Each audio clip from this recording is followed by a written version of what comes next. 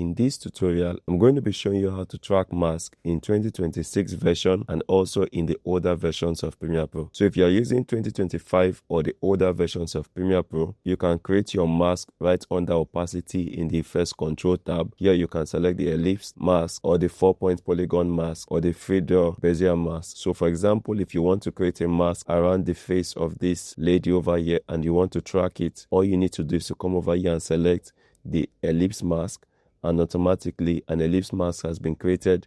So you just want to move this to the portion where you want to mask, which is her face. I would suggest that you move to the first frame of the video and adjust your mask to cover only the portion that you are trying to track, right? So once you have this done, all you need to do is to come over to Effects Control under Mask and select the track selected mask forward, and automatically Premiere Pro is going to track the mask all through the video clip. And once completed, if I hit play, you can see what we've created over here. So you can also come over to the Effects Control tab and add some feather to it. You can also add some mask expansion to it. You can also adjust the opacity of the mask over here. But if you're using the 2026 version of Premiere Pro, you will notice that under the Effects Control tab, we do not have the mask inside the Effects Control. To locate it, you need to come down to the toolbar over here and select the Object Mask tool. And if you hold this down, you can see those masks are now under the Object Mask tool, the Ellipse Mask tool, the Rectangle Mask tool, and the Pen Mask tool. For example, now if we want to mask her face in the 2026 version of Premiere Pro, is to select your clip, hold Alt or Option on Mac and drag it one step above to duplicate it. Now select the duplicated layer over here, select the Ellipse Mask tool over here and come over here and draw